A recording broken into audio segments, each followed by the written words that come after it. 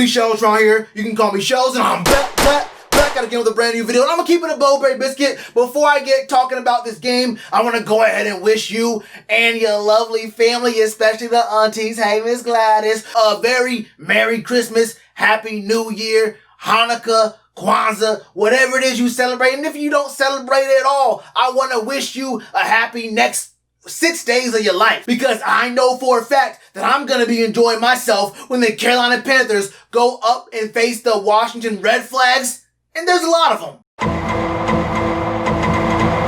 In this game that is without a doubt the most important, the most impactful football game of this week. I'm not just saying of those Sunday games, I mean of the game on Christmas Day, the games on Saturday, and of course the games on Sunday. Panthers versus the Washington football team is the most important game. Now, how do I know this? Where is the proof? Well, first of all, they flex a Panthers Washington football team game from the 1 o'clock slot to the 4 o'clock slot, where there's going to be more eyes on that game. But even bigger than that, this is a game that's going to determine the playoff system for the NFC. We already know what's going on here. If the Washington team beats us this upcoming week, they win the division, they go to the playoffs, and this will be their first division win since I think 2015. But also, what was happening before this was this game's going to be at 4:05. The Cowboys and Eagles play their game at 4:25. So if our game got played at 1 o'clock, the Cowboys and Eagles would know before their game even started whether or not they'd have a chance to even still have anything to play for. So the commissioner said, hold up, let's go ahead and make this game at 4 o'clock just so these two teams don't shortchange us and decide to not put their full heart on the field and not give us a good NFL product. The NFL does not trust the Cowboys and the Eagles to put a good product on the field unless the Washington team is playing at the same time. And I'm asking the question, when has the Cowboys or the Eagles put on a good show at any point this year? Either way, we are now in the 4 o'clock slot in this game that determines how the whole NFC East is going to shake out. But it's even bigger than that. There are draft implications in this game if the Panthers lose. And if the Bengals beat the Texans, which it could very, very possibly happen, knowing the Texans, the Panthers could have the 3rd overall pick in the draft, assuming we also lose to the Saints in week 17. I'm not saying I'm necessarily hoping for it, but I'm looking at Penei Sewell. I'm saying maybe that could be the move right there. But it's even bigger than that, because there's an even bigger storyline. Ron Rivera. Ron Rivera was the coach of the Carolina Panthers from 2011 to about week 15 of the 2019 season, and things didn't end all that great. Mr. Missed Opportunities himself caught the boot, and now he's the head coach of the 6-8 Washington football team, which is on the cusp of making the playoffs. This might be a revenge game for some people. Some might see it as a, wait, what was the Panthers who fired their coach versus the coach who's now on a different team who's only slightly better because they're in the worst division in NFL history, so their record has them in a certain position and they can make the playoffs. I don't want to get too deep into what the storylines are. A first-year head coach in Rev Rule and Joe Brady, an offensive coordinator who was going up against one of the best defenses in the entire National Football League this year. So whether or not you see this matchup as a revenge game for Ron Rivera, there are obviously going to be some coaching storylines on both sides of this game, but even that is not the biggest storyline. The biggest storyline happened before the game. It has nothing to do with what's going to be on the field of play. This man, Dwayne Haskins, is so garbage. Dwayne Haskins is so bad, he can't even play right on the field. This man gets a bunch of strippers. Now, I don't know if they would have a club or not, but he brought them back to his cribbo.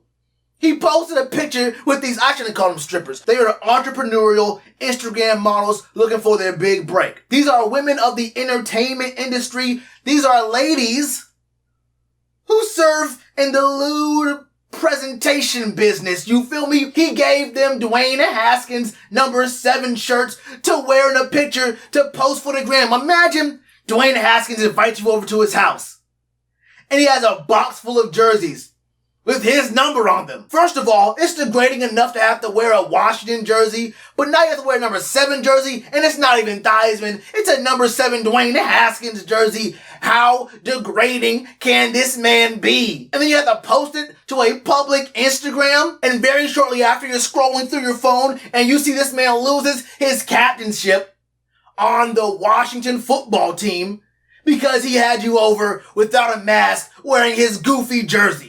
This man, Dwayne Haskins, is so horrible, the Washington team has to put Alex Smith with no leg. He has one leg. This man even taking one snap in the NFL this year was a miracle.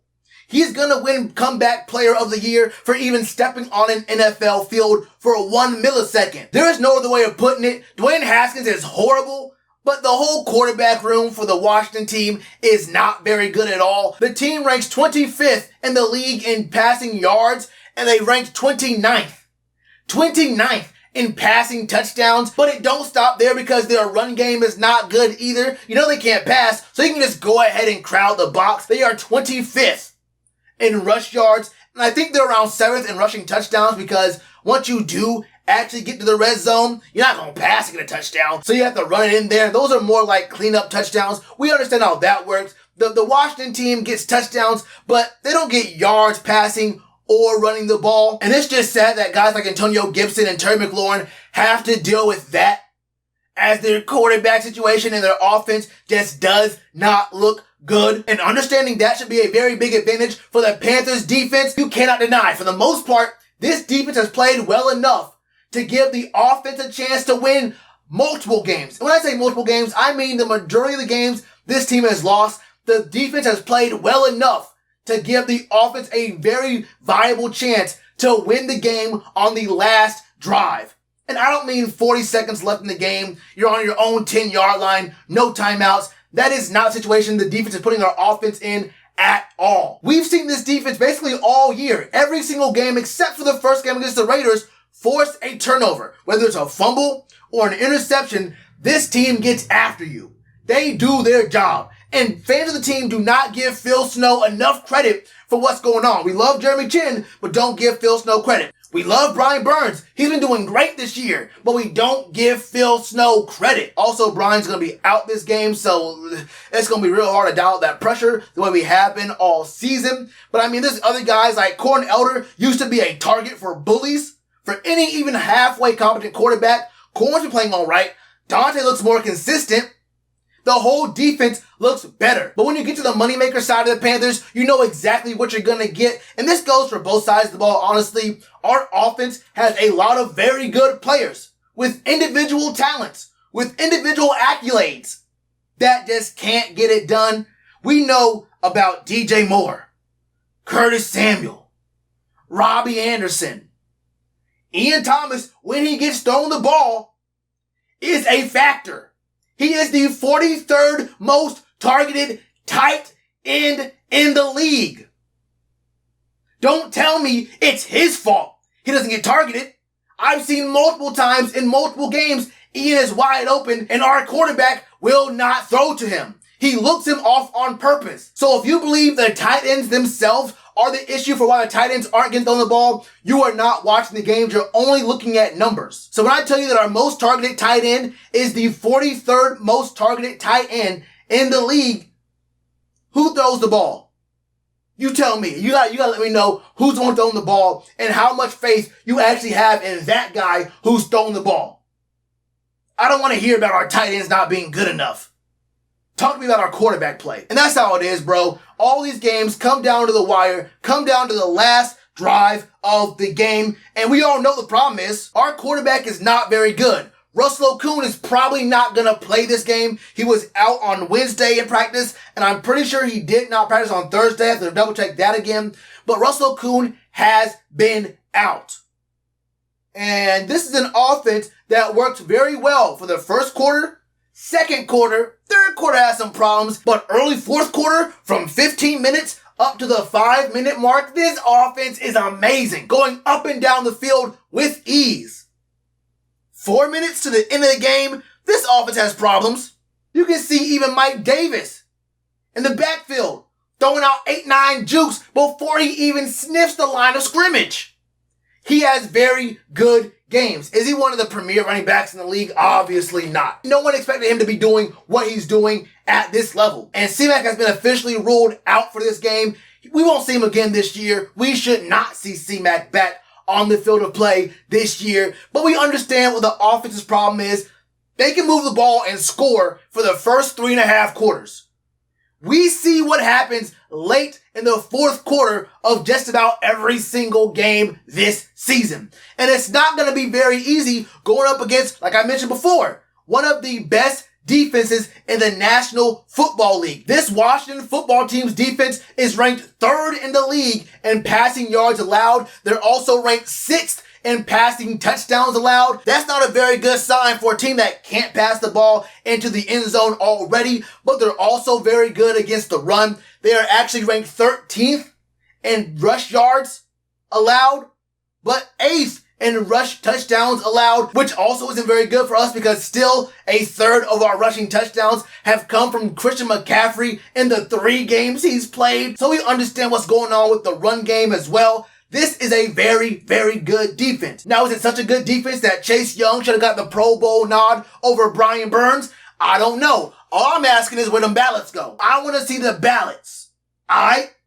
Okay. I'm gonna let you know this right now. It does not matter who our opponent is. I know y'all looking at this game saying, ooh, this team has no quarterback. Ooh, they're the Washington football team. Ooh, they got Wawa Vela on the other side of the field. This is our moment. I don't want to tank. We're going to get the respect of the league. Now, the other teams in the league, they looking at the Panthers and saying, now, y'all only got 4 wins on the season, right? Y'all boys over on that side, y'all only got 4 wins on the season. But if you get that 5th win, if y'all get that 5th win, I'm going to respect you.